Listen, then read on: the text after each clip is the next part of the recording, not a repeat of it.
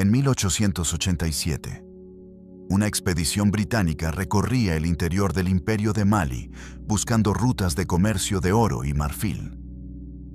No buscaban historia, buscaban riqueza. Una tormenta de arena los obligó a refugiarse en una estructura de piedra casi enterrada por el desierto. Esperaban pasar unas horas. Pasaron 4 días atrapados. Al segundo día, uno de los guías locales encontró algo. Una pared sellada con arcilla roja, mezclada con algo que ninguno supo identificar. Piedras apiladas con una precisión que no parecía casual. Como si alguien hubiera cerrado ese lugar hace mucho tiempo con la intención de que nadie lo abriera demasiado pronto. Lo que encontraron adentro los dejó en silencio. Un hombre recostado sobre una estera tejida, perfectamente preservado por el calor seco, las manos cruzadas sobre el pecho, el rostro en paz, y junto a él, envuelto en tela de corteza, un manuscrito escrito en una mezcla de árabe antiguo y lengua mandinka. El guía cayó de rodillas y susurró un nombre: Nnamdi. El manuscrito fue llevado a Lagos, luego a Londres, donde fue traducido parcialmente y archivado en silencio. Demasiado extraño para la medicina. Demasiado específico para ser leyenda. Durante décadas nadie habló de él.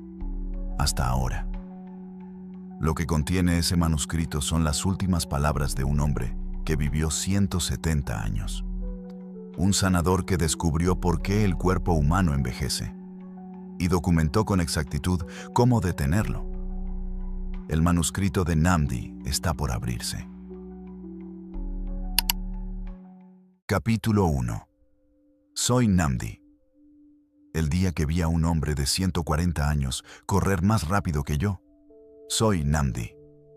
Si estas palabras han llegado a ti, es porque el tiempo ha cumplido su ciclo. Escribo esto en mis últimos días.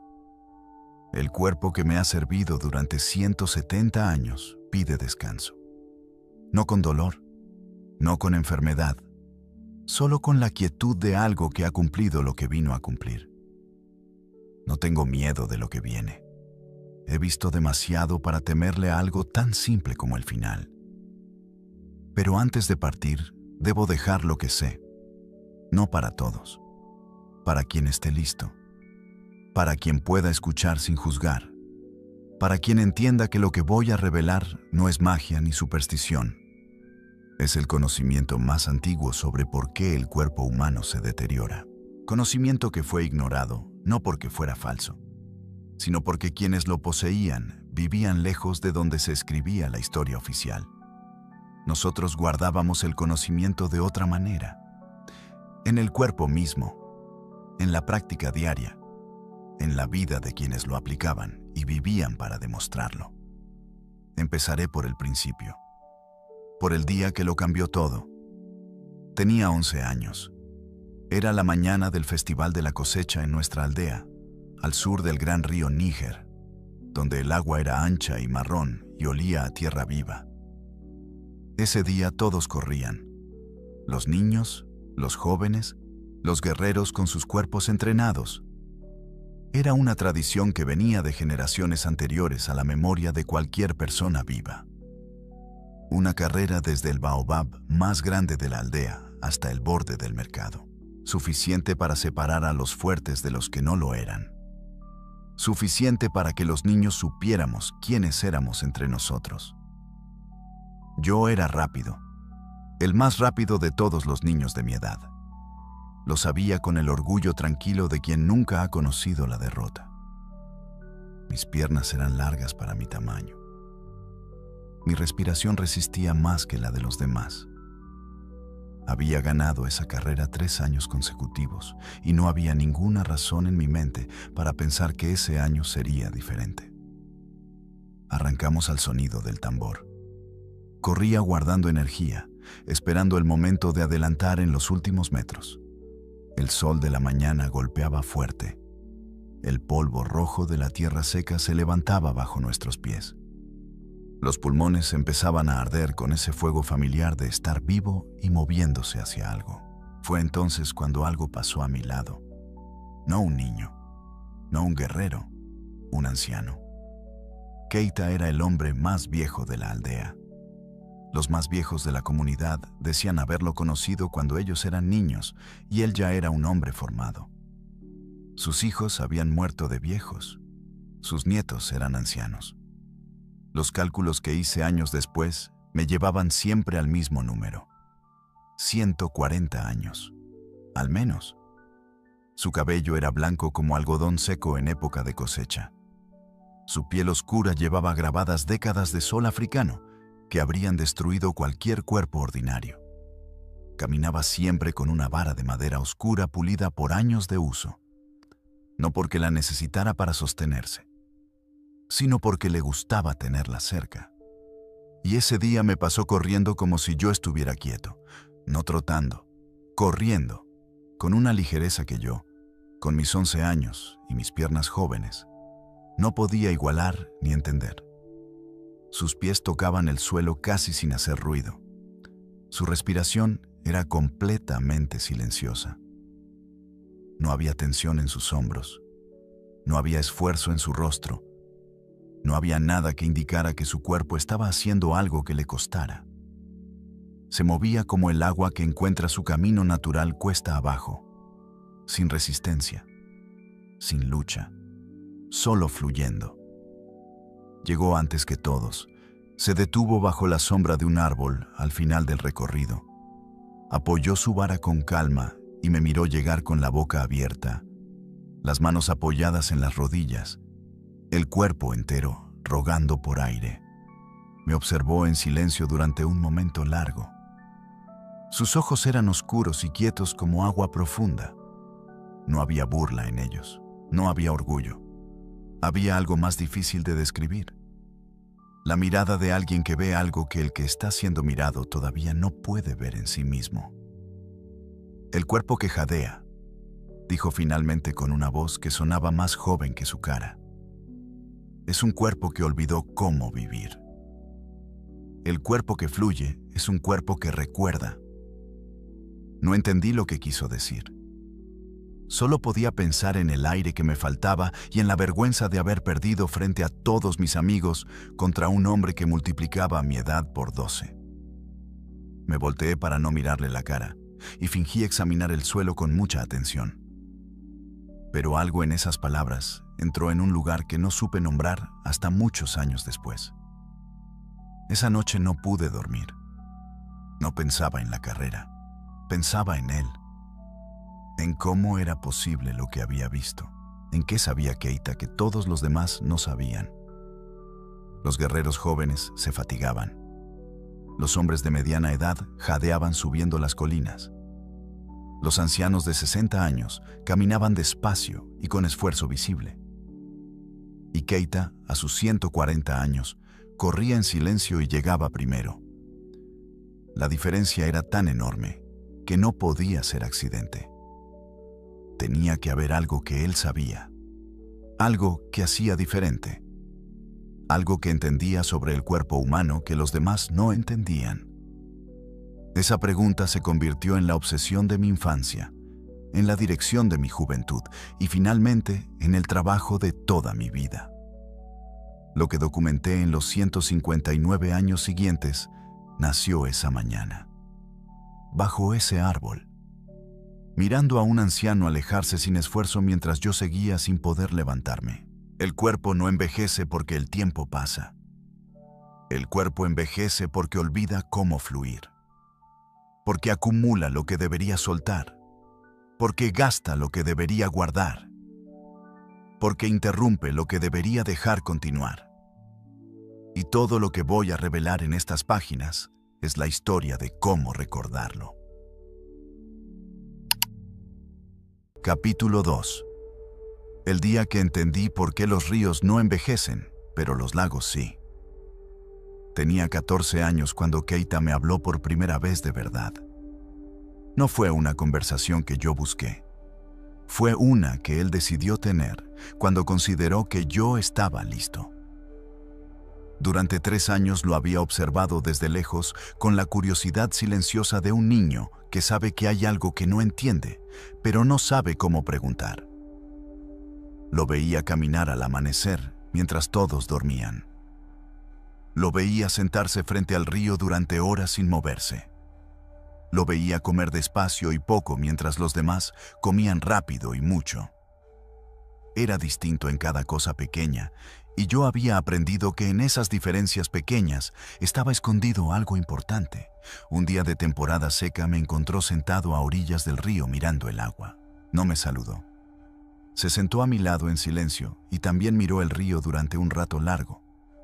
Luego señaló con su vara hacia el agua que corría frente a nosotros, limpia y en movimiento constante, brillando bajo el sol de la mañana. ¿Cuántos años tiene este río?, preguntó. No supe qué responder. Más que yo, pensé. Más que él, probablemente. Cientos de años. Miles, quizás. Keita asintió como si hubiera escuchado mi pensamiento. Miles de años, dijo. Y sin embargo, el agua es fresca. Es limpia. Está viva. Un animal puede beber de ella hoy y no enfermará.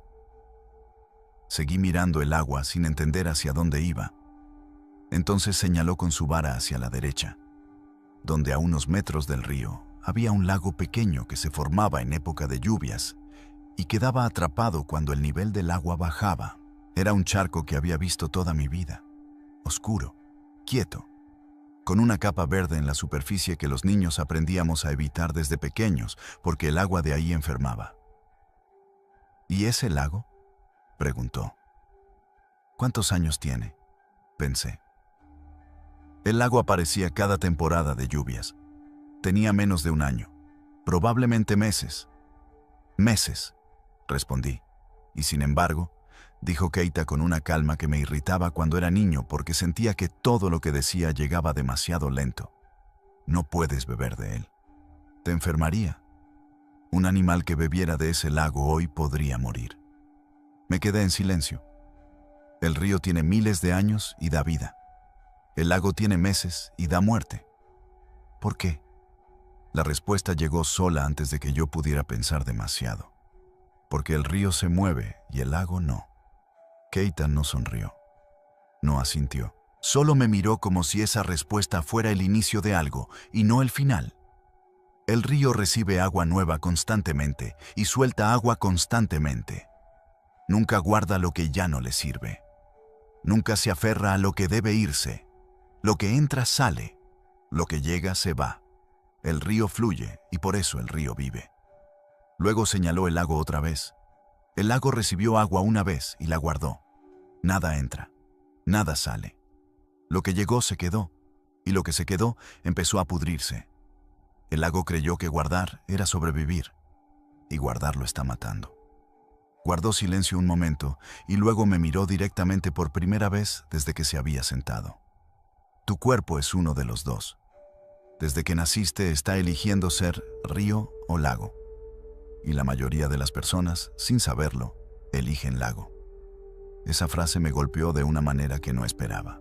No porque la entendiera completamente en ese momento, sino porque algo en mi cuerpo la reconoció antes de que mi mente pudiera procesarla. Como si esa verdad ya estuviera adentro esperando que alguien la nombrara en voz alta. ¿Cómo se elige?, pregunté. No siempre es una elección consciente, dijo. El cuerpo se convierte en lago lentamente. Cuando dejas de moverte como deberías moverte. Cuando guardas emociones que deberían salir. Cuando acumulas comida que el cuerpo no necesita. Cuando te llenas de pensamientos que dan vueltas sin llegar a ningún lado. Cada cosa que guardas sin soltar es agua que se estanca. Y el agua estancada se pudre. Miré mis manos. Pensé en todas las cosas que guardaba, los miedos que no nombraba, los enojos que tragaba en silencio, las comidas que seguían aunque el estómago ya no pedía más. ¿Y el envejecimiento?, pregunté. El envejecimiento es el lago, respondió sin dudar. No es el tiempo lo que deteriora el cuerpo, es la acumulación. El cuerpo que envejece es un cuerpo que ha guardado demasiado durante demasiado tiempo. Toxinas que no expulsó. emociones que no liberó, tensiones que nunca soltó. Año tras año la acumulación crece y el flujo disminuye. Y cuando el flujo se detiene completamente, el cuerpo muere, no de vejez, de estancamiento. Nos quedamos en silencio mirando el río por un rato largo. ¿Y tú?, pregunté finalmente. ¿Eres río? Keita recogió su vara del suelo. Se levantó con una agilidad que todavía me sorprendía. Y antes de alejarse dijo la frase que grabé en mi memoria para siempre. Llevo 140 años aprendiendo a soltar. Y todavía hay días en que el lago me tienta. Se fue caminando hacia la aldea sin mirar atrás. Yo me quedé frente al río hasta que el sol estaba alto, mirando el agua moverse y pensando en todo lo que mi cuerpo estaba guardando sin que yo lo supiera. En todo lo que debería estar soltando y no soltaba. En la diferencia entre un río que da vida y un lago que se pudre. Ese fue el primer secreto que Keita me enseñó de frente. El cuerpo no envejece por los años que acumula. Envejece por todo lo demás que acumula. Y la diferencia entre un cuerpo que fluye y un cuerpo que se estanca no está en la edad. Está en lo que guarda y lo que deja ir. Capítulo 3. El día que vi a un hombre envejecer 10 años en una sola noche. Tenía 17 años cuando entendí que las emociones no son solo sentimientos. Son instrucciones que el cuerpo obedece sin preguntarte si estás seguro. Ese año llegó a nuestra aldea un hombre llamado Kofi. Venía de una aldea del norte, a 2 días de camino. Era comerciante de telas y especias, conocido en toda la región por su energía y su fuerza. Tendría unos 40 años, pero su cuerpo parecía el de uno de 20. Espalda ancha, pasos firmes, voz que llenaba cualquier espacio. Era el tipo de hombre que entra a un lugar y todos lo sienten llegar antes de verlo. Llegó al atardecer con su mercancía y pidió quedarse una noche antes de continuar su camino. Esa noche comió con nosotros. Reía fuerte, contaba historias de los mercados del norte con un entusiasmo que contagiaba a todos en la mesa. Mi padre lo escuchaba con admiración. Los niños más pequeños se acercaban a él como se acercan a los fuegos grandes. Había algo en Kofi que atraía porque irradiaba lo que todos queremos tener cerca. Vitalidad, presencia. La sensación de que la vida en ese hombre estaba encendida al máximo. Me fui a dormir pensando que era uno de los hombres más vivos que había conocido. Lo que no sabíamos era lo que había pasado esa misma tarde, horas antes de su llegada. Al amanecer siguiente, Kofi estaba sentado solo en el borde del camino con su mercancía sin desatar. No se había movido a cargarla.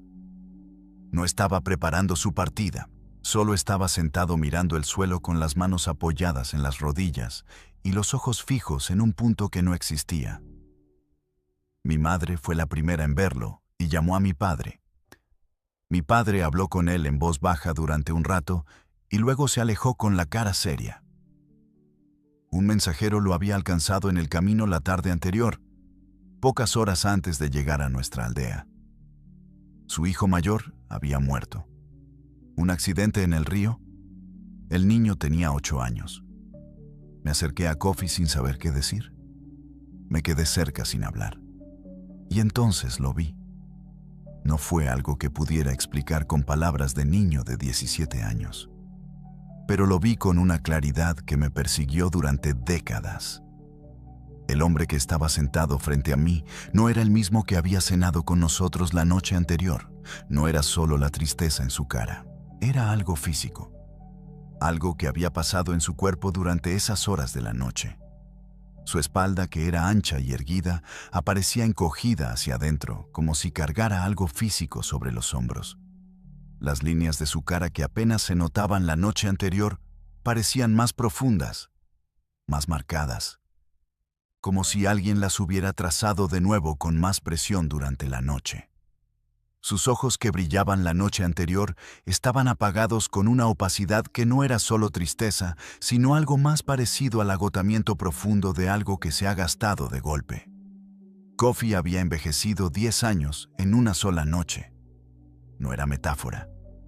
No era mi imaginación de adolescente. Era algo visible, medible, real. Fui a buscar a Keita.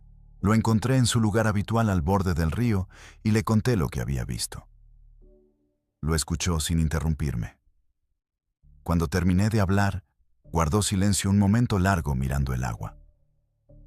El cuerpo no distingue entre un peligro real y uno que solo ocurre en la mente, dijo finalmente. Para el cuerpo, el miedo y el dolor son órdenes, y el cuerpo las obedece todas sin preguntarte si son necesarias. No entendí de inmediato. Me explicó con la paciencia que usaba cuando sabía que algo tardaría en asentarse.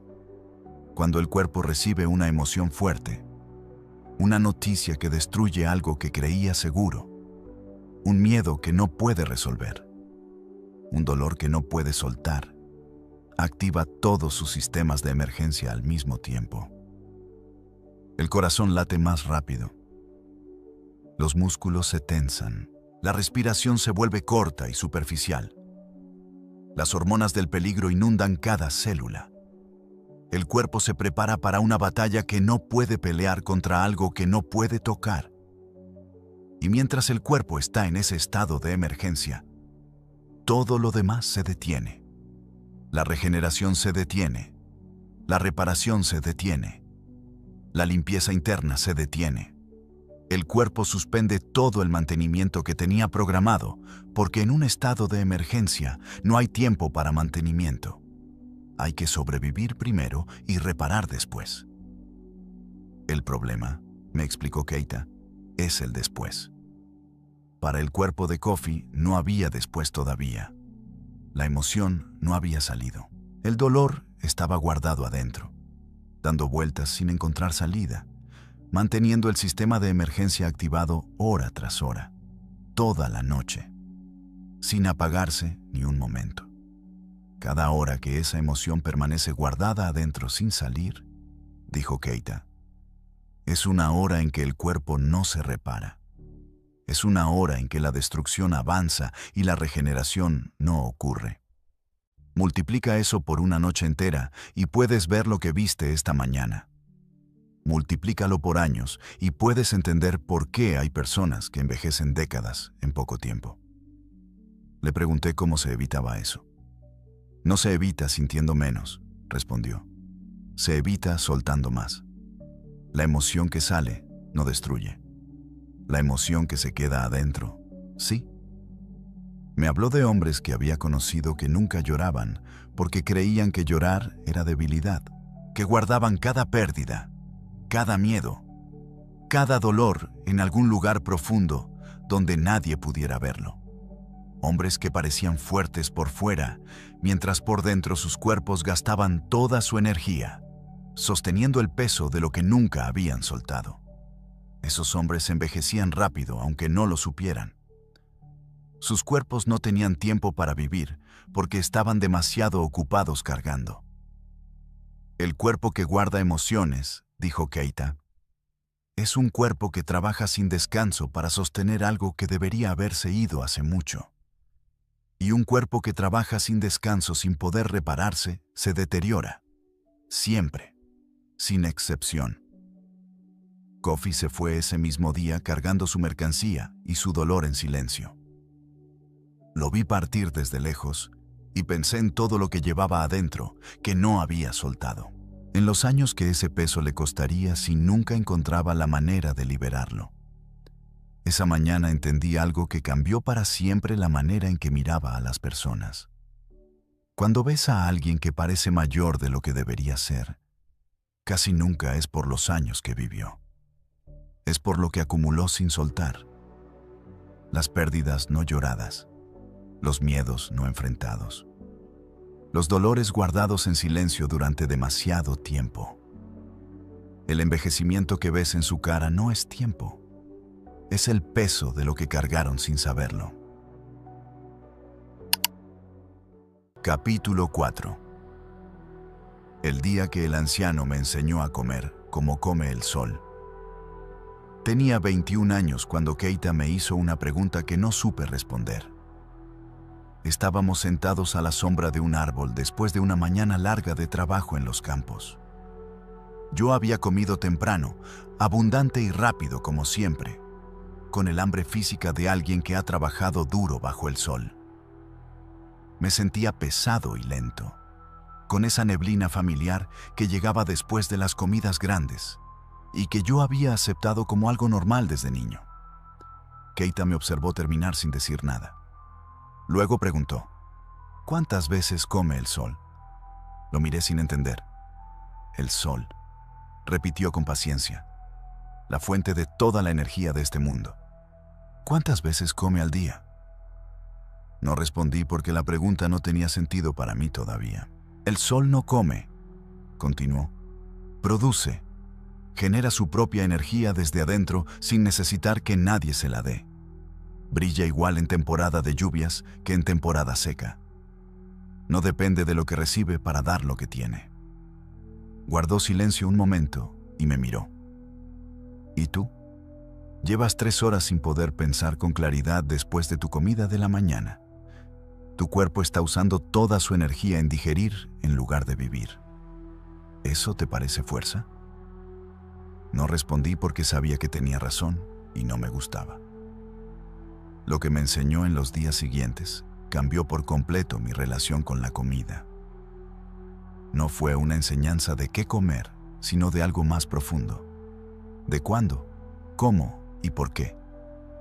De la diferencia entre alimentar el cuerpo y sobrecargarlo, entre darle lo que necesita y darle lo que la mente pide por hábito o por miedo.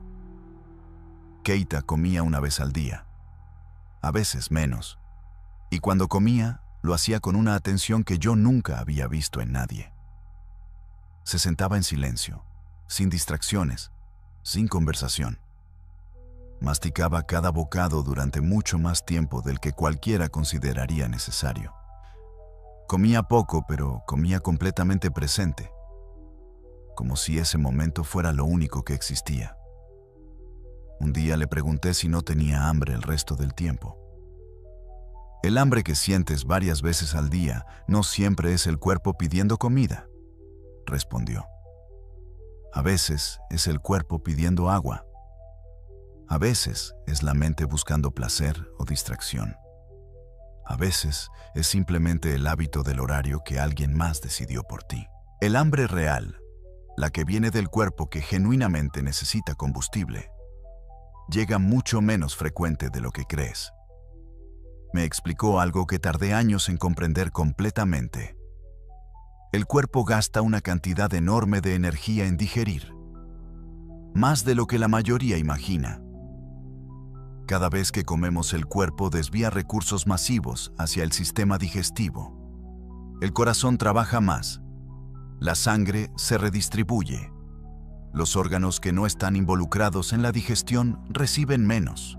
Y todo el trabajo de reparación y mantenimiento que el cuerpo tiene pendiente se pospone para después.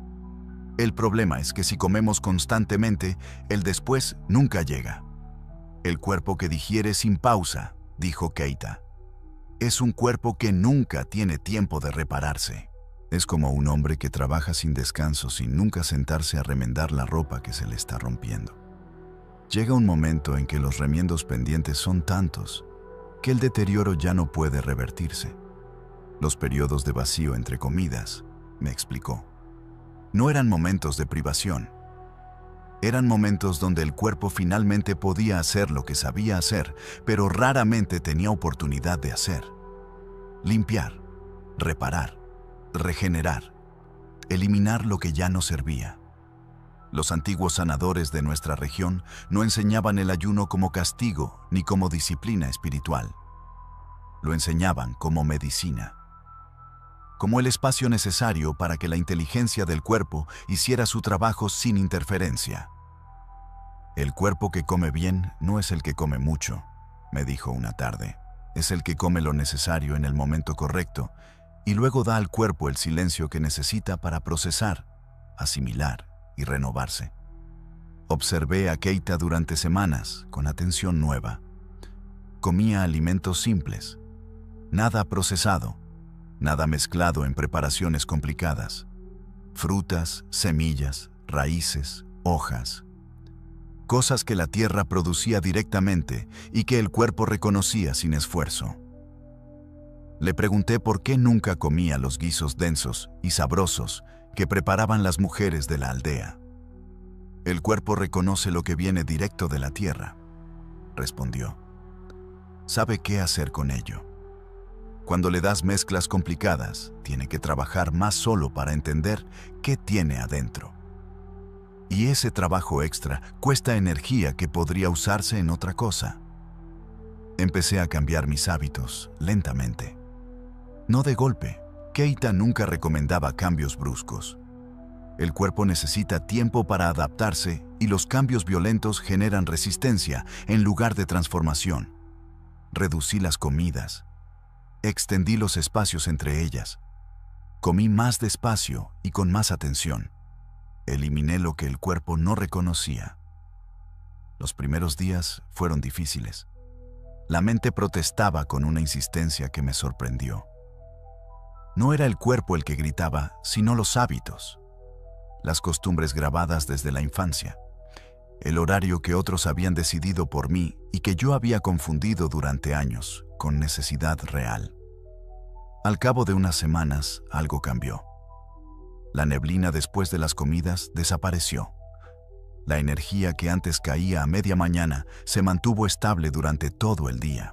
Mi mente estaba más clara en las horas que antes eran las más pesadas.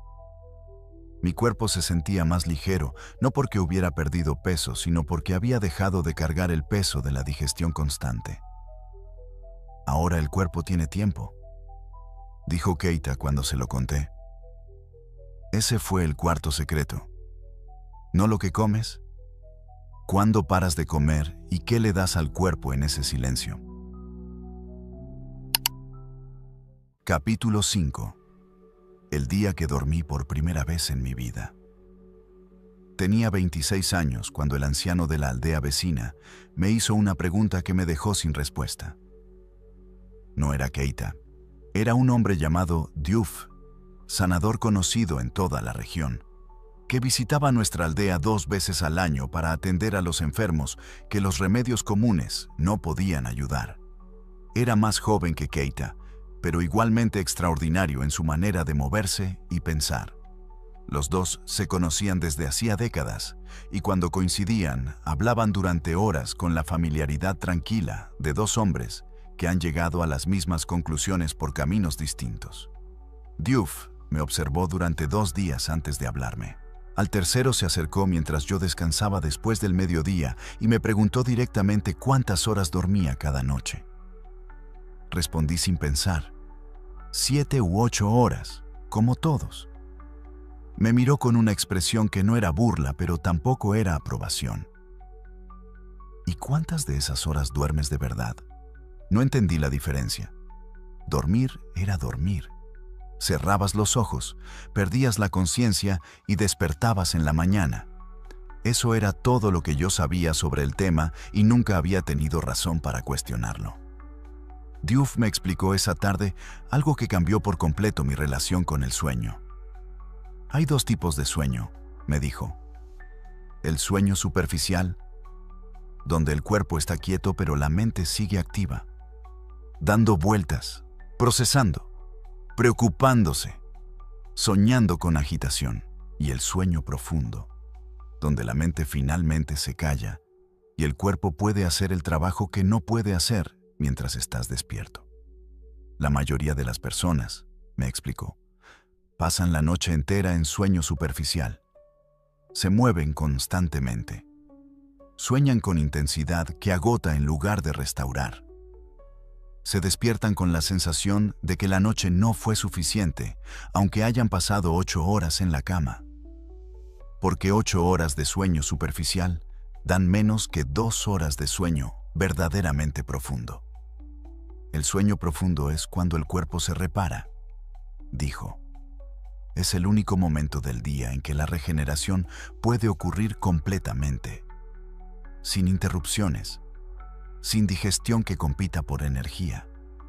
sin pensamientos que desvíen recursos. Solo el cuerpo trabajando en silencio absoluto, haciendo todo el mantenimiento que pospuso durante el día. Me preguntó cómo me preparaba para dormir. Le conté mi rutina. Trabajaba hasta tarde. Comía algo antes de acostarme. Me acostaba pensando en lo que tenía pendiente al día siguiente. Tardaba un rato en dormirme porque la mente no paraba fácilmente. Diouf escuchó todo sin interrumpir y cuando terminé dijo algo que se me quedó grabado para siempre. Llevas años acostándote, pero nunca durmiendo. Tu cuerpo lleva años esperando que le des las condiciones para repararse y cada noche lo mandas a trabajar con el horno encendido, la puerta abierta y el ruido a todo volumen. Pasé los siguientes días observando mis noches con una atención que nunca había tenido. Diouf tenía razón. Me acostaba con el estómago trabajando en la cena tardía. Me acostaba con la mente repasando conversaciones del día. Me acostaba con tensiones en los hombros y en el cuello que nunca soltaba conscientemente. Y me dormía desde ese estado de activación, entrando al sueño como quien entra corriendo a una habitación, sin transición, sin preparación, sin avisar al cuerpo que era momento de cambiar de modo. Diouf me enseñó una práctica que los sanadores de su linaje habían transmitido durante generaciones. Antes de acostarse, al menos una hora sin comida para que la digestión no compitiera con el sueño. Luego sentarse en silencio y recorrer el cuerpo entero conscientemente, desde los pies hasta la cabeza. Soltando cada músculo con atención, cada tensión que se hubiera acumulado durante el día. No apresuradamente. Con la misma calma con que apagabas un fuego antes de irte, asegurándote de que cada brasa quedara apagada.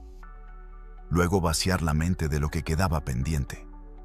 No resolver, solo soltar. Decirle a cada pensamiento que mañana habría tiempo, pero que esta noche no era el momento. Y finalmente, darle al cuerpo una instrucción antes de cerrar los ojos. Algo específico que necesitara atención, un dolor, una tensión, algo que no estuviera funcionando bien. El cuerpo escucha, y si le das una dirección clara antes de dormirte, la sigue durante la noche con una precisión que la medicina convencional tardaría en creer. La primera noche que practiqué todo esto, me desperté diferente. No fue gradual, fue inmediato y notable. Desperté antes de que el sol saliera completamente, con menos horas que mi noche habitual, pero con una claridad y una energía que no reconocía como mías.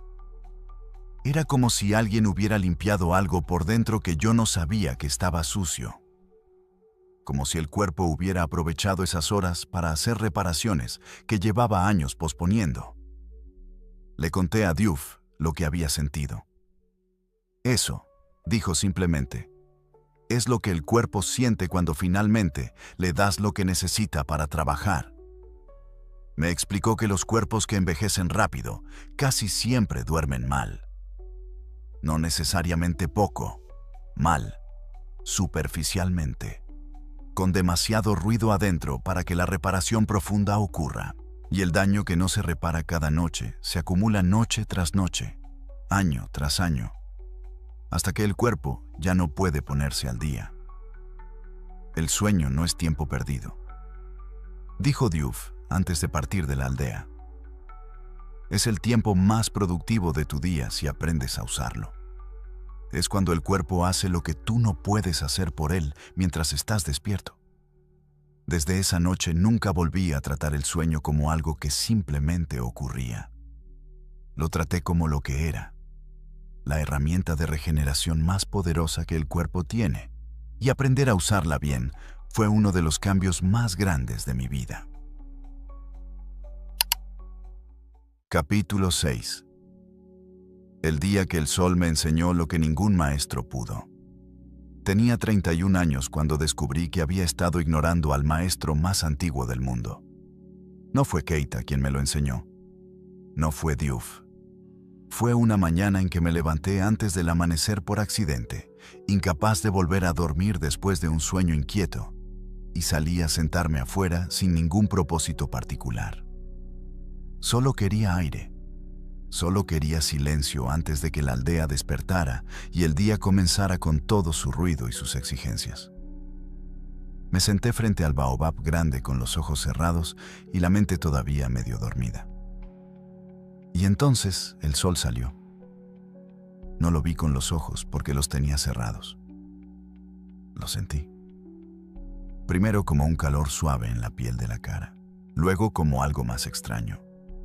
Algo que no supe nombrar en ese momento, pero que era claramente más que temperatura. Era como si algo se encendiera en mi pecho.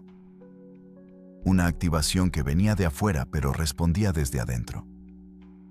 Como si el cuerpo reconociera algo en esa luz del amanecer que yo nunca había notado, porque nunca había estado quieto y en silencio para percibirlo. Permanecí inmóvil durante lo que parecieron horas, aunque probablemente fueron minutos. Cuando abrí los ojos, el sol estaba completamente arriba y yo me sentía diferente. No de manera dramática, de una manera sutil pero inconfundible. Como si algo se hubiera alineado en algún lugar dentro de mí que normalmente estaba levemente desalineado. Fui a buscar a Keita y le conté lo que había sentido. Me escuchó con más atención de la habitual. Cuando terminé, asintió despacio como alguien que reconoce algo que esperaba que ocurriera eventualmente. Finalmente te quedaste quieto el tiempo suficiente para que el sol te encontrara, dijo.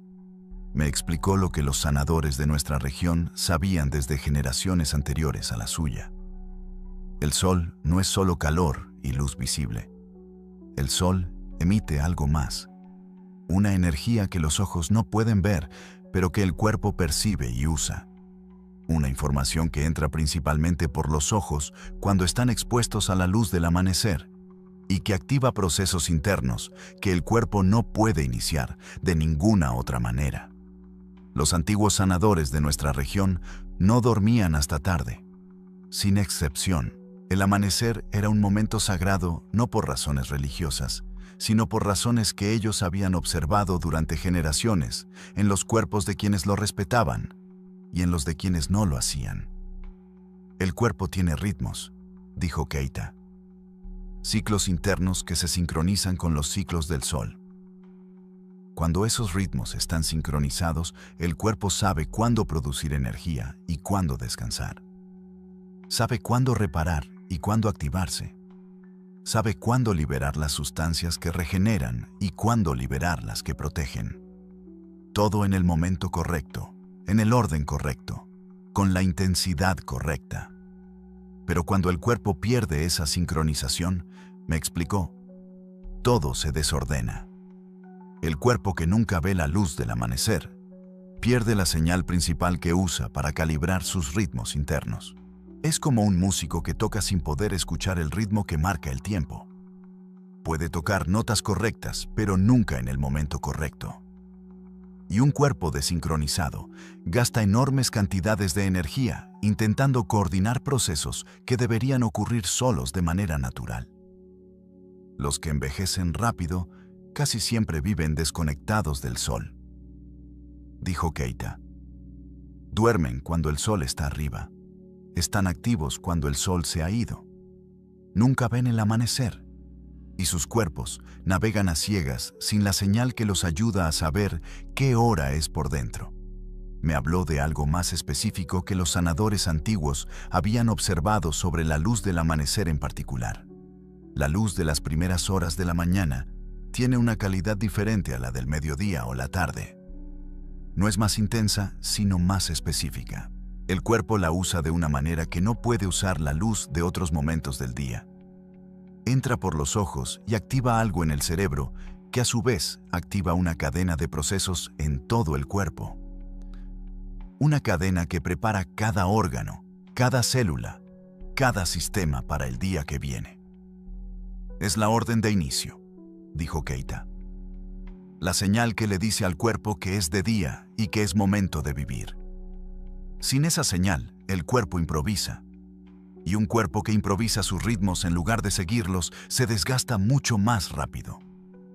Desde esa mañana cambié algo que parece pequeño, pero que con el tiempo demostró ser más importante de lo que imaginé.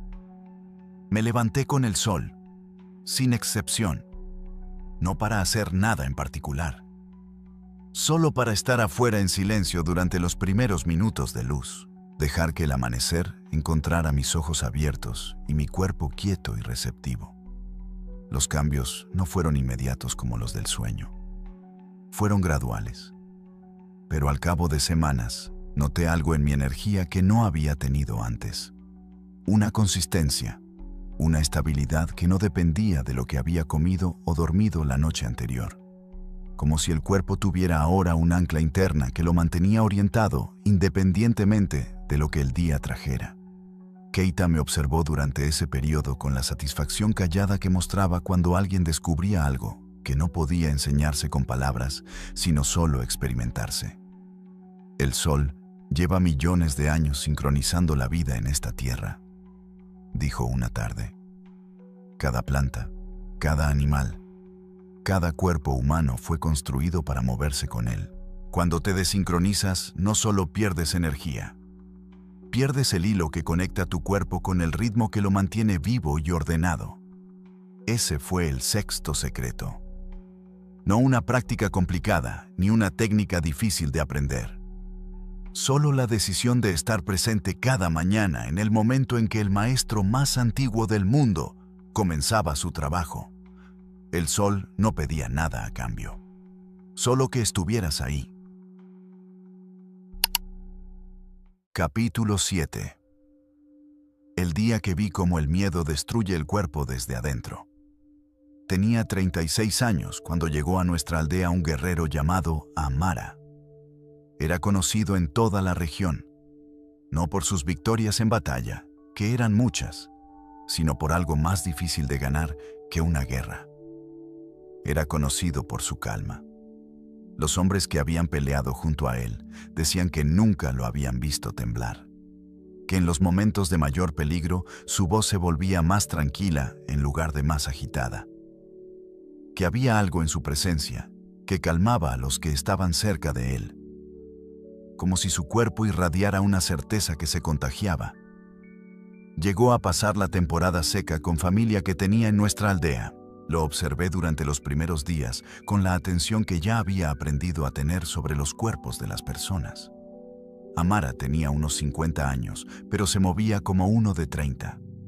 Su respiración era profunda y lenta, incluso cuando hacía esfuerzo físico. Su piel era firme. Sus ojos eran claros. Era uno de esos cuerpos que comunicaban salud sin necesidad de palabras. Entonces llegaron las noticias.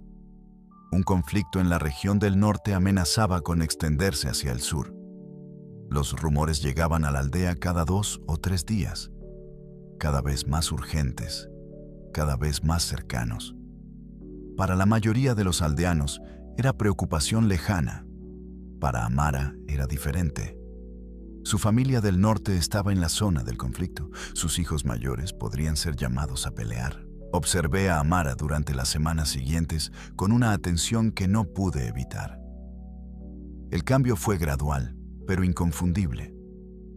La primera semana solo fue tensión en los hombros, algo que cualquiera habría atribuido al calor o al cansancio. La segunda semana, su respiración había cambiado. Ya no era la respiración profunda y tranquila de antes. Era más superficial, más frecuente, como si el cuerpo estuviera en un estado de alerta permanente que no llegaba a activarse completamente, pero tampoco se apagaba. Para la cuarta semana, Amara parecía un hombre diferente. Las líneas de su cara se habían profundizado.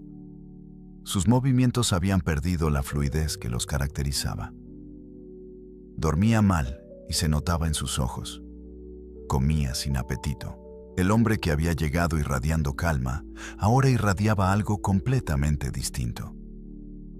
Una tensión contenida que lo hacía parecer más viejo y más pequeño al mismo tiempo. Lo más extraño era que nada había ocurrido todavía. El conflicto seguía siendo una amenaza lejana. Sus hijos estaban bien. Su familia estaba a salvo. El peligro era real, pero no había llegado. Era un peligro que existía principalmente en su mente. en los escenarios que imaginaba, en los futuros que construía y destruía cada noche sin poder dormir. Y sin embargo, su cuerpo estaba respondiendo como si ya hubiera ocurrido lo peor. Fui a buscar a Keita. Lo encontré y le describí lo que había observado en Amara. El anciano me escuchó en silencio y cuando terminé dijo algo que reformuló completamente mi comprensión del envejecimiento. El cuerpo no puede distinguir entre un peligro que ya llegó y uno que solo imaginas que llegará, dijo. Para el cuerpo, el miedo es el peligro. No importa si hay un enemigo real frente a ti o solo el pensamiento de un enemigo que podría aparecer mañana. La respuesta del cuerpo es la misma. Me explicó lo que ocurría internamente en el cuerpo de Amara. Desde las primeras noticias del conflicto, el cuerpo del guerrero había activado sus sistemas de emergencia. Las mismas sustancias que liberaría si hubiera un peligro físico real inundaban sus células constantemente. El corazón trabajaba más de lo necesario. Los músculos permanecían en tensión, preparándose para una batalla que no llegaba. La respiración se había vuelto superficial, porque en estado de peligro el cuerpo respira rápido y poco, listo para correr o pelear. Y mientras todos esos sistemas estaban activados, el cuerpo de Amara no podía hacer otra cosa. Un cuerpo en estado de alerta permanente, dijo Keita. Es un cuerpo que gasta todo lo que tiene en prepararse para un peligro que casi nunca llega. No le queda energía para repararse. No le queda energía para renovarse.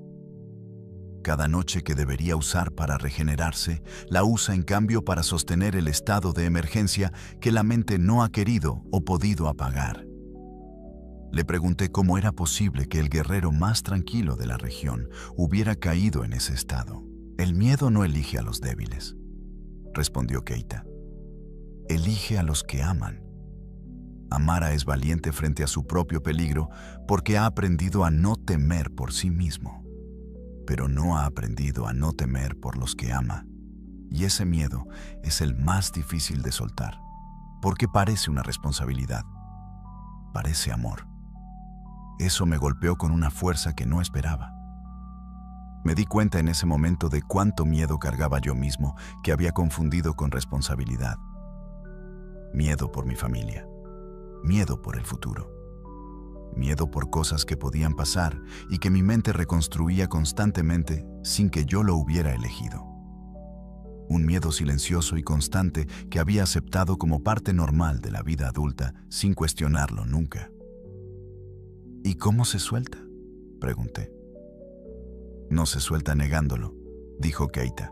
El miedo que niegas se vuelve más fuerte porque trabaja desde el silencio. Se suelta nombrándolo, viéndolo, preguntándole directamente qué quiere decirte. El miedo casi siempre tiene una razón válida debajo. Una necesidad de proteger algo importante. Cuando encuentras esa necesidad y la atiendes de otra manera, el miedo no desaparece, pero deja de controlar el cuerpo. Observé a Amara durante las semanas siguientes con lo que había aprendido.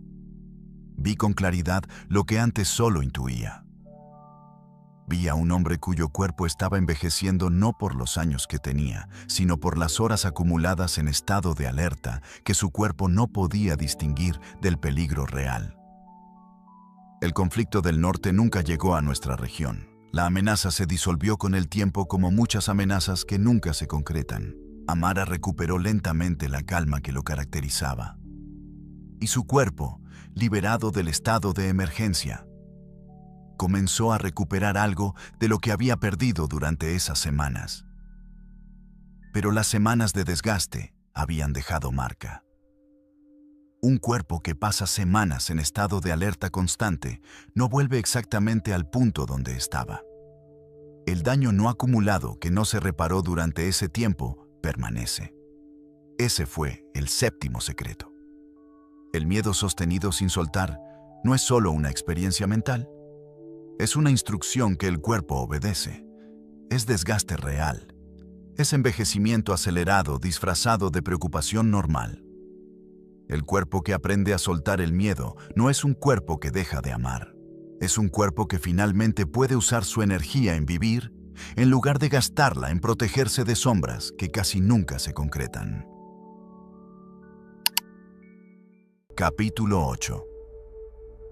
El día que aprendí a respirar por primera vez en 40 años. Tenía 40 años cuando Keita me pidió que respirara frente a él. No era una petición extraña viniendo de él. Keita hacía ese tipo de cosas. Te pedía que hicieras algo tan simple y cotidiano que parecía absurdo, y luego te mostraba que no sabías hacerlo. Me había pedido que caminara y me había demostrado que no sabía caminar. Me había pedido que comiera y me había demostrado que no sabía comer. Esa mañana me pidió que respirara y esperó en silencio mientras yo lo hacía. Respiré como siempre había respirado. Inhalar, exhalar. Lo más natural del mundo. Keita me observó durante varios ciclos sin decir nada. Luego puso su mano sobre mi pecho, justo debajo de la clavícula, donde yo sentía que el aire entraba y se expandía. Llevas 40 años asfixiándote, dijo, y nunca lo has notado porque nunca has conocido otra cosa. Me explicó lo que había visto. Yo respiraba con el pecho, solo con el pecho.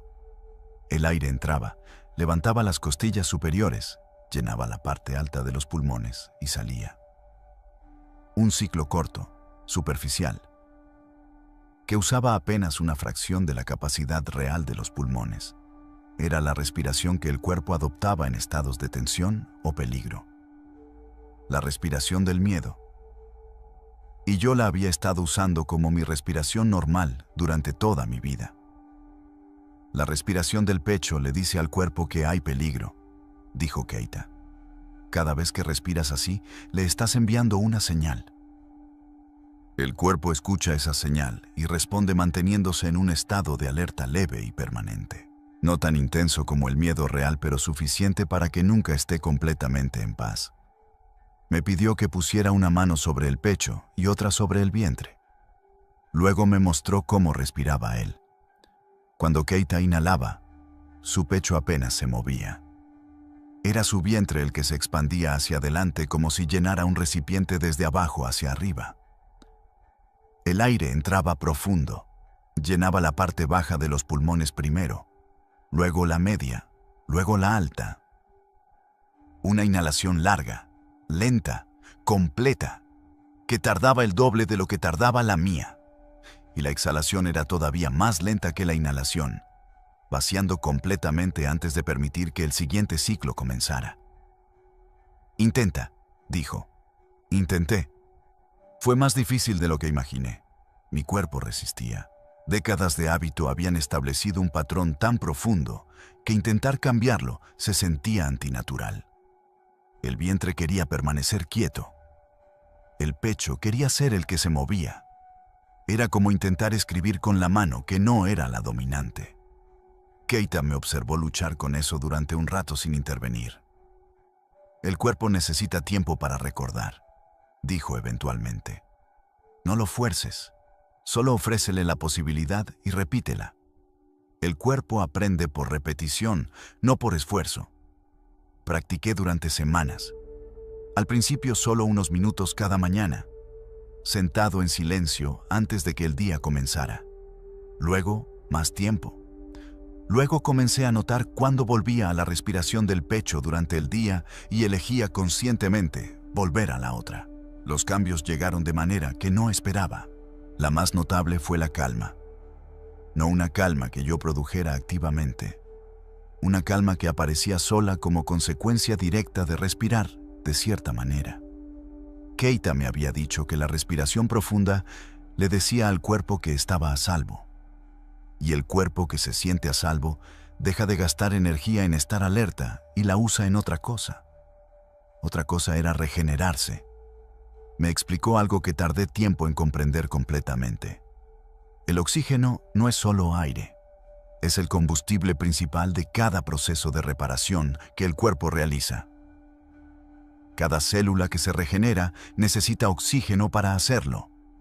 Cada tejido que se repara cada órgano que se renueva. Todo depende del oxígeno disponible.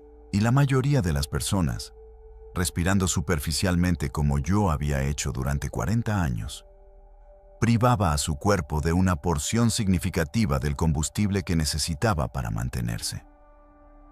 El cuerpo que respira mal envejece más rápido, dijo Keita una mañana. No porque el aire falte afuera, sino porque el hábito de no tomarlo completamente se ha vuelto tan normal que el cuerpo aprende a funcionar con menos de lo que necesita. Y un cuerpo que funciona con menos de lo que necesita hace exactamente lo que haría cualquier fuego con poco combustible. Se apaga lentamente. Ese fue el octavo secreto. La respiración que todos damos por sentada porque ocurre sola, sin que nadie la supervise. La respiración que el cuerpo delega en el hábito y que el hábito convierte en superficial, en incompleta, en la señal constante de un peligro que no existe. Aprender a respirar de verdad no era complicado. Era solo recordar algo que el cuerpo sabía hacer perfectamente al nacer y que la vida había ido enterrando bajo capas de tensión y costumbre. Capítulo 9. El día que vi a un hombre sanar a otro con sus manos sin tocarlo. Tenía 45 años cuando presencié algo que no tenía nombre en ningún idioma que yo conociera. Era una tarde de temporada seca, cuando el calor aplastaba la aldea con una pesadez que hacía moverse despacio a todo el mundo. Un hombre llamado Seun había llegado esa mañana cargado por 2 familiares. Llevaba semanas con un dolor en el vientre que ningún remedio había podido calmar. Los sanadores locales habían probado plantas, cataplasmas, ayunos. Nada había funcionado. Lo traían a Keita como último recurso, con la resignación silenciosa de quienes ya no esperan mucho, pero no saben qué más hacer. Keita los recibió sin prisa. Observó a Seun durante un rato largo, sin tocarlo. Lo miraba de una manera que yo ya reconocía. No miraba la cara ni el cuerpo visible. Miraba algo más, algo que estaba alrededor del cuerpo, en el espacio que lo rodeaba. Como si pudiera ver algo que yo no podía ver, aunque mirara en la misma dirección. Luego hizo algo que me detuvo completamente. Se arrodilló junto a Seun y extendió sus manos sobre el vientre del hombre. No lo tocó. Sus palmas quedaron a unos centímetros de la piel, suspendidas en el aire, completamente quietas. Cerró los ojos y su respiración se volvió larga y profunda. La misma respiración que me había enseñado años atrás, pero llevada a una profundidad que yo raramente alcanzaba. Permaneció así durante lo que parecieron 20 minutos. Yo observaba sin moverme, sin respirar casi, intentando entender qué estaba ocurriendo. No veía nada extraordinario. Un anciano arrodillado con las manos en el aire sobre un hombre enfermo. Pero algo en el ambiente de la habitación había cambiado de una manera que no podía describir con precisión. Una densidad diferente. Una quietud que se sentía activa en lugar de vacía. Entonces Seun abrió los ojos. Su cara había cambiado. La tensión que marcaba sus facciones desde que había llegado. Esa contracción constante de alguien que carga dolor permanente había disminuido visiblemente. No había desaparecido completamente, pero era diferente, más suave, como si algo que había estado apretado se hubiera aflojado un poco. Keita se levantó despacio y se alejó sin decir nada. Esa noche no pude dormir pensando en lo que había visto. Al amanecer fui a buscar a Keita y le pregunté directamente qué había hecho. Me miró un momento antes de responder como si evaluara si yo estaba listo para lo que iba a decir. El cuerpo no termina en la piel, dijo finalmente. Lo que ves cuando miras a una persona es solo la parte más densa de lo que existe. Alrededor de ese cuerpo visible hay otro cuerpo, más sutil, menos denso, invisible a los ojos ordinarios, pero completamente real.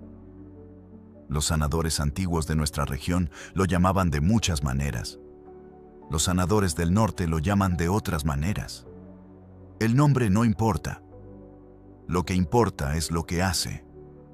Me explicó que este cuerpo invisible era en realidad el primero en recibir el daño antes de que ese daño llegara al cuerpo físico. Las enfermedades no comenzaban en los tejidos. Comenzaban en ese campo de energía que rodeaba el cuerpo. Se formaban ahí primero, como perturbaciones en el flujo antes de volverse densas y físicas. Cuando sanas solo el cuerpo físico, dijo, a veces el alivio llega pero la causa permanece, porque la causa está en el campo, no en la carne. Es como limpiar el agua del río sin quitar lo que la está ensuciando más arriba. Puedes limpiarla hoy, pero mañana volverá a estar sucia. Le pregunté qué había hecho exactamente con sus manos sobre Seún. Encontré dónde el flujo estaba interrumpido y lo moví, respondió simplemente. Las manos pueden sentir esas interrupciones cuando han aprendido a estar suficientemente quietas y atentas. Y pueden mover energía cuando hay suficiente energía en el cuerpo del sanador para dar sin vaciarse. Esa última parte me llamó la atención. Sin vaciarse. Me explicó algo importante que muchos sanadores jóvenes no entendían y que les costaba caro. Para sanar con las manos no se tomaba la enfermedad del otro ni se daba la salud propia. Se actuaba como canal, como el río que no pierde agua sino que permite que el agua pase. El sanador que intentaba dar desde su propia reserva se agotaba y enfermaba. El sanador que aprendía a ser canal podía trabajar durante horas sin perder nada. Pasé los años siguientes aprendiendo a sentir lo que Keita podía ver. Primero aprendí a sentir el calor que emanaba de las palmas cuando las concentraba con intención.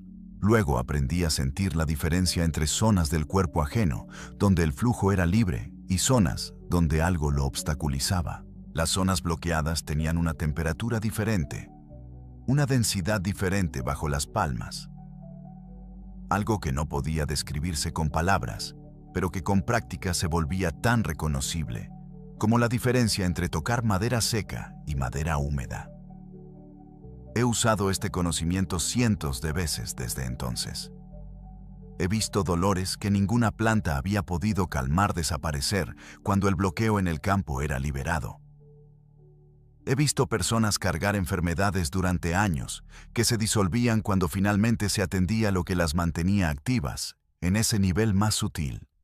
He visto lo que la medicina convencional llamaría milagros y que para mí eran simplemente el resultado de entender que el cuerpo es más grande de lo que la vista alcanza. El noveno secreto no era la técnica de las manos, era la comprensión que la hacía posible. El cuerpo visible es solo la superficie. Lo que lo sostiene, lo que lo alimenta, lo que lo enferma y lo que lo sana, opera en un nivel que los ojos físicos no alcanzan.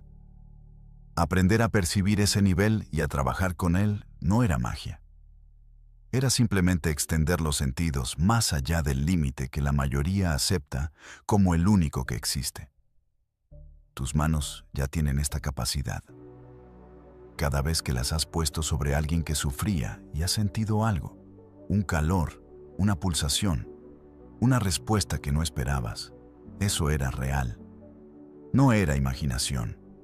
Era el primer indicio de un sentido que nunca te enseñaron a desarrollar, pero que siempre estuvo ahí esperando que le prestaras atención. Capítulo 10. El día que entendí que la soledad mata más rápido que cualquier enfermedad. Tenía 52 años cuando murió Oumar. Oumar era un hombre de la aldea vecina que yo conocía desde hacía décadas. Había sido comerciante próspero, padre de 7 hijos, esposo fiel, hombre respetado en toda la región. Era del tipo de persona que uno asocia instintivamente con la vida larga porque su presencia era grande y su energía parecía inagotable. A los 68 años perdió a su esposa. Una enfermedad rápida que no dio tiempo a despedirse. Sus hijos se dispersaron con los años como ocurre naturalmente.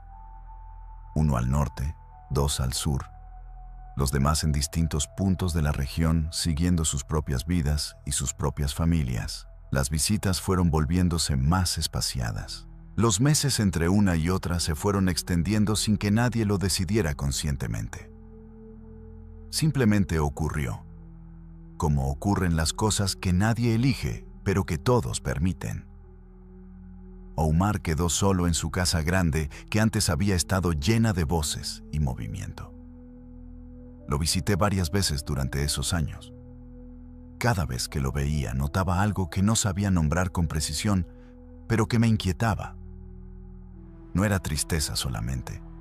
Era algo más físico que eso. Era como si su cuerpo estuviera disminuyendo. No solo su ánimo, no solo su energía visible, sino algo más fundamental. Como si la llama que mantenía todo funcionando se hubiera reducido a la mitad y siguiera reduciéndose cada vez que lo veía. Murió a los 74 años, sin enfermedad diagnosticable, sin causa clara que los sanadores de la región pudieran señalar. Simplemente dejó de estar, como una hoguera que se fue apagando sola cuando nadie la alimentó durante demasiado tiempo. Fui a hablar con Keita esa misma tarde. El anciano me escuchó y asintió despacio con la expresión de alguien que ha visto esa misma historia muchas veces. El cuerpo humano no fue construido para vivir solo, dijo. No como elección filosófica, sino como hecho biológico. El cuerpo necesita la presencia de otros cuerpos para mantener ciertos procesos activos. Procesos que no pueden iniciarse solos, en el silencio de una habitación vacía, sin importar lo que uno coma o cómo respire. Me explicó lo que había observado durante décadas de práctica. Las personas que vivían rodeadas de vínculos reales. No de presencias casuales, sino de conexiones donde había contacto verdadero, donde había conversación que importaba, donde había toque físico frecuente. Tendían a mantener una vitalidad que las que vivían aisladas perdían independientemente de todos sus otros hábitos. No era consuelo emocional solamente. Era algo que ocurría en el cuerpo a nivel profundo. Cuando estás genuinamente conectado con otra persona, dijo Keita, tu cuerpo recibe señales que no puede darse a sí mismo. El ritmo del corazón de alguien que quieres influye el tuyo. La respiración de alguien cercano sincroniza con la tuya. El toque de una mano conocida activa en el cuerpo respuestas que ninguna planta ni ninguna práctica puede replicar completamente. Me habló de algo que los sanadores más viejos de nuestra región habían observado siempre, pero que nunca había escuchado articulado con tanta claridad. Los ancianos que llegaban a edades extraordinarias casi nunca estaban solos. No necesariamente con familia inmediata, a veces con una comunidad, con un grupo de personas que los necesitaban y a quienes ellos necesitaban. Con vínculos donde había propósito mutuo, donde había intercambio real, donde había algo que los hacía parte de algo más grande que ellos mismos. El cuerpo que se siente necesario, dijo Keita, envejece de manera diferente al cuerpo que siente que podría no estar y nada cambiaría. No es vanidad. Es una señal que el cuerpo interpreta directamente. Cuando te necesitan, el cuerpo recibe la orden de seguir. Cuando nadie te necesita, el cuerpo no recibe ninguna razón para el esfuerzo de mantenerse. Pensé en Omar, en la casa que se fue vaciando, en las visitas que se fueron espaciando, en el hombre que fue disminuyendo no porque la vida lo atacara, sino porque la vida fue retirándose silenciosamente a su alrededor, y él no encontró la manera de mantenerla cerca. ¿Y qué se hace?, pregunté. Se elige activamente, respondió Keita. La conexión no se mantiene sola. Requiere decisión constante. Requiere ir hacia los demás cuando todo en ti preferiría quedarse quieto. Requiere crear vínculos donde dan, pero también piden. donde eres necesario y donde también necesitas. El aislamiento casi nunca es una decisión. Es lo que ocurre cuando dejas de elegir activamente lo contrario. Ese fue el 10º secreto, uno que la mayoría no esperaba encontrar en el conocimiento de un sanador. No una planta, no una respiración, no un ayuno. Simplemente la presencia de otros, la conexión real con otros cuerpos y otras vidas. El vínculo que le dice al tuyo que siga porque todavía hay razones para hacerlo. Capítulo 11. El día que el anciano me mostró su cuerpo y no pude creer lo que estaba viendo. Tenía 61 años cuando Keita me llamó a su habitación de una manera que nunca había ocurrido antes. No fue la llamada casual de siempre, la que llegaba a través de algún niño de la aldea diciéndome que el anciano me buscaba. Fue un mensaje directo, transmitido por el hijo mayor de la familia que lo cuidaba, con una solemnidad que indicaba que lo que Keita quería no era una conversación ordinaria. Fui inmediatamente. Lo encontré sentado en el centro de su habitación, sobre la estera que usaba para meditar, con la espalda recta y los ojos abiertos. Tenía en ese momento 151 años. Yo lo había conocido cuando tenía 14, lo que significaba que llevaba casi 5 décadas aprendiendo de él. 5 décadas mirando ese cuerpo funcionar de maneras que nunca dejaban de sorprenderme. Pero nada me había preparado para lo que vi esa tarde. Se levantó de la estera con una agilidad que habría sido notable en un hombre de 40 años y extendió los brazos a los costados. Luego me miró y dijo simplemente que observara. Lo observé. Sus brazos eran fuertes, no con la musculatura exagerada de un guerrero joven, sino con una firmeza funcional que no cedía cuando los movía. Su piel, que debería haber sido el registro visible de 151 años de sol africano. Tenía líneas, pero no la flacidez ni la fragilidad que yo habría esperado. Sus ojos eran completamente claros. Su postura era recta sin esfuerzo visible. Se movía por la habitación, mientras yo lo miraba con la misma naturalidad fluida que había tenido cuando yo era niño, y que había hecho que un hombre de 11 años se quedara despierto pensando en lo que era posible. ¿Cuántos años crees que muestra este cuerpo?, preguntó. Pensé honestamente, si no lo conociera, si lo viera caminando por el mercado sin saber nada de él, le calcularía 70 años, quizás menos. Se lo dije. Asintió sin orgullo, con la calma de alguien que confirma un dato que ya conocía. Lo que ves es el resultado de los 12 secretos trabajando juntos, dijo. No de uno solo, no de 10, de los 12. Porque hay algo que no te he dicho todavía sobre cómo funciona todo esto. Se sentó de nuevo y me miró con una seriedad que indicaba que lo que venía era importante. Cada secreto que te enseñé está conectado con todos los demás. No son prácticas independientes que se suman. Son partes de un solo sistema.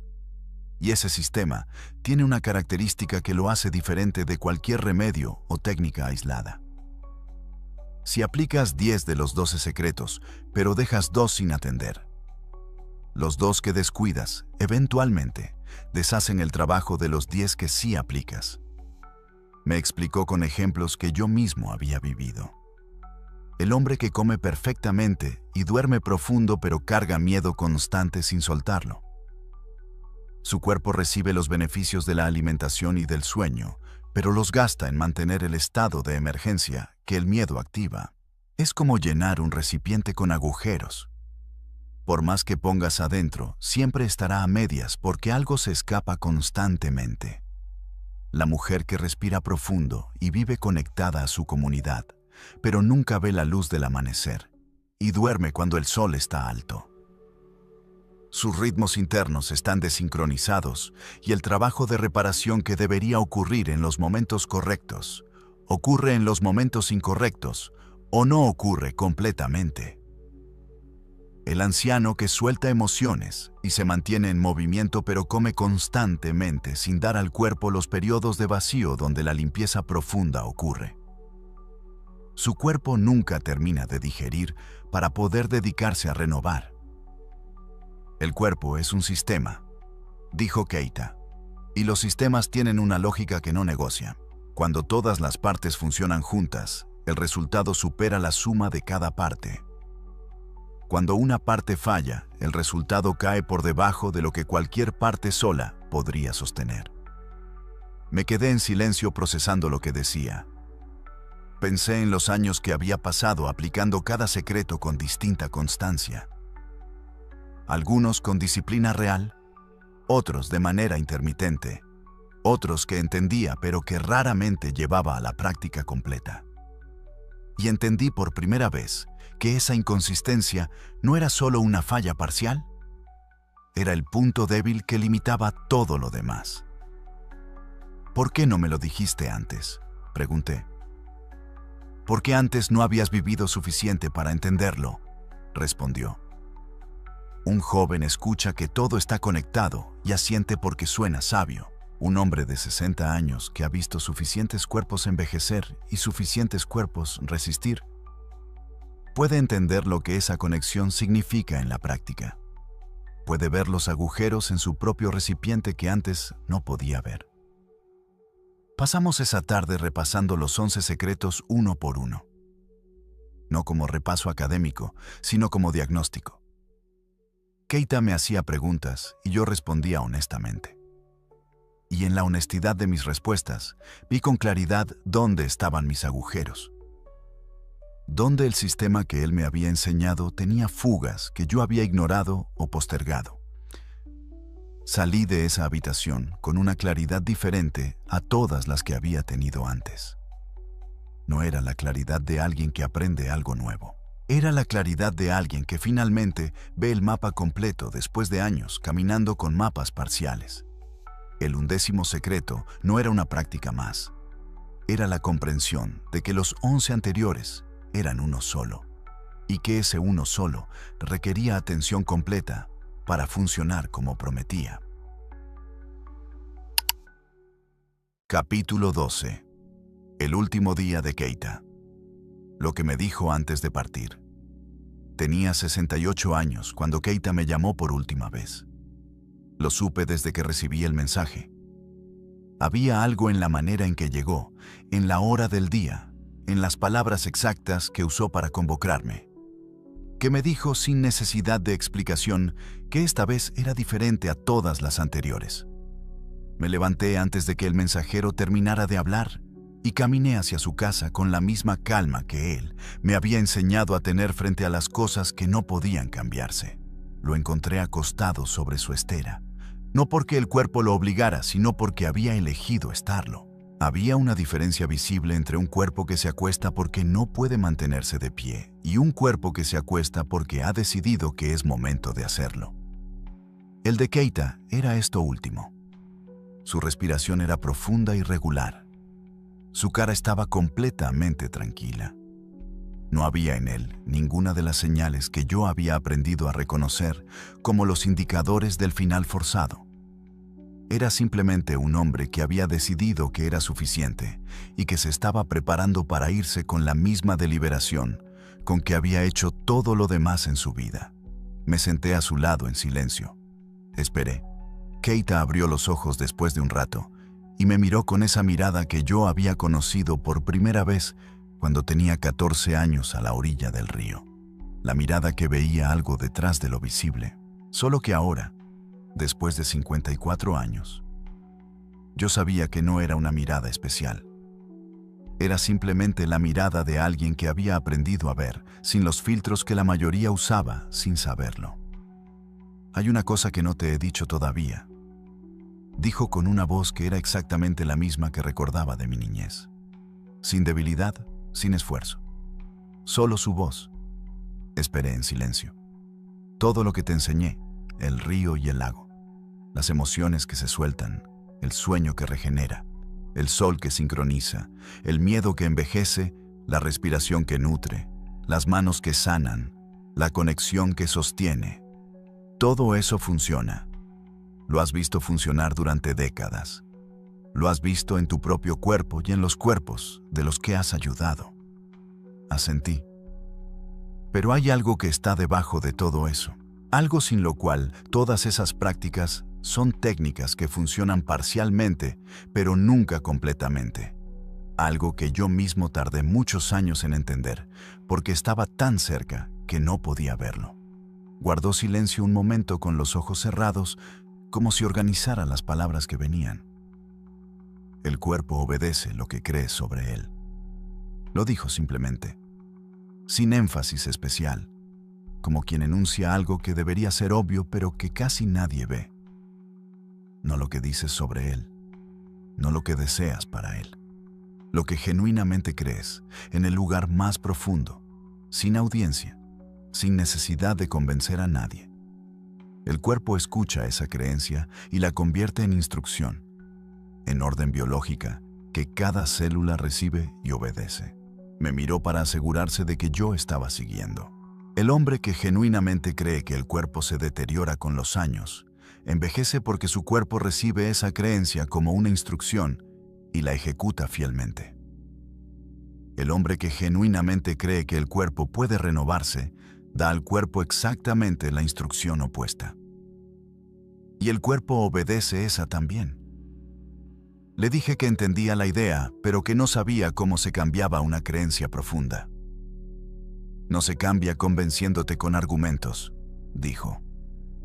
La mente puede aceptar un argumento y seguir creyendo lo opuesto en el fondo.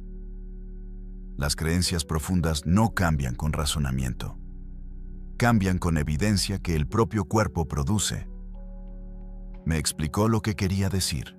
Cada vez que aplicabas uno de los secretos y tu cuerpo respondía de una manera que no esperabas. Cada vez que algo mejoraba cuando deberías haberte deteriorado.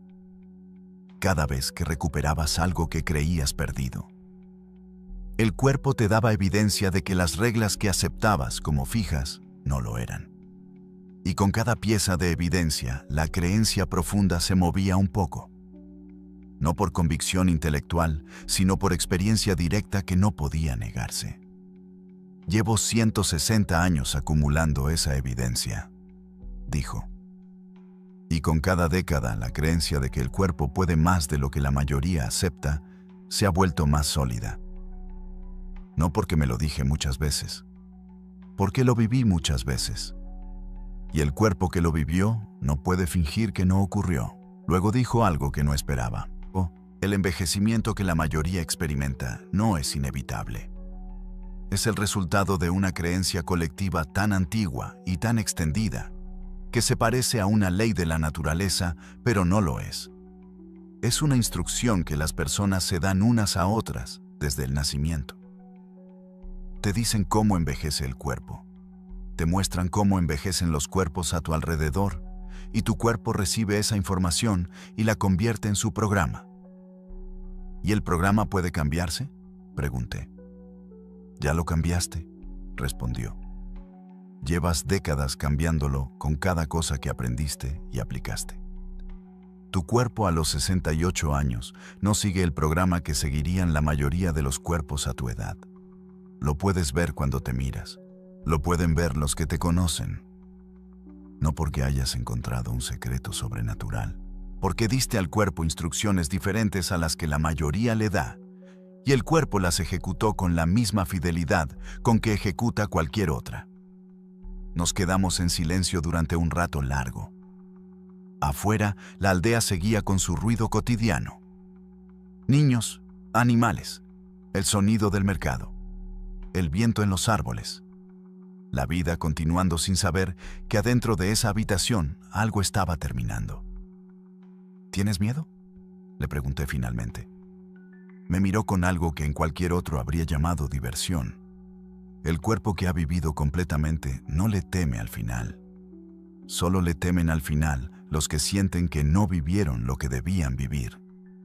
Yo no tengo esa deuda. Cerró los ojos. Documenta todo lo que te enseñé, dijo sin abrirlos. No para que se vuelva un libro que la gente lee y admira. para que alguien en algún lugar lo aplique y su cuerpo produzca la evidencia que necesita para cambiar la instrucción que recibió al nacer.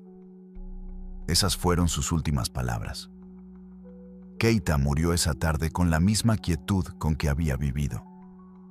Sin lucha, sin dolor visible, sin ninguno de los signos que yo había aprendido a reconocer como el final forzado de un cuerpo que se resiste. Simplemente dejó de respirar en algún momento, mientras yo seguía sentado a su lado, sin saber exactamente cuándo había ocurrido, porque la transición fue tan suave que no tuvo un momento definido. Lo que tienes en tus manos ahora es lo que me pidió que documentara. No 12 técnicas separadas. Un solo entendimiento sobre cómo funciona el cuerpo cuando le das las condiciones para funcionar como fue diseñado. Cuando dejas de interrumpirlo, de sobrecargarlo, de aterrorizarlo con miedos que nunca se concretan, de privarlo de lo que necesita y de llenarlo de lo que no sirve. El cuerpo que tienes ahora mismo ya sabe todo esto. No necesita que se lo enseñen. Necesita que dejen de enseñarle lo contrario. Ese fue el último secreto de Keita. Y es el único que no puede practicarse como técnica porque no es una técnica. Es simplemente la decisión de creerle al cuerpo cuando te muestra lo que puede hacer en lugar de creerle a todo lo que te dijeron que no podía. Esa decisión puede tomarse hoy. Si quieres. Nnamdi.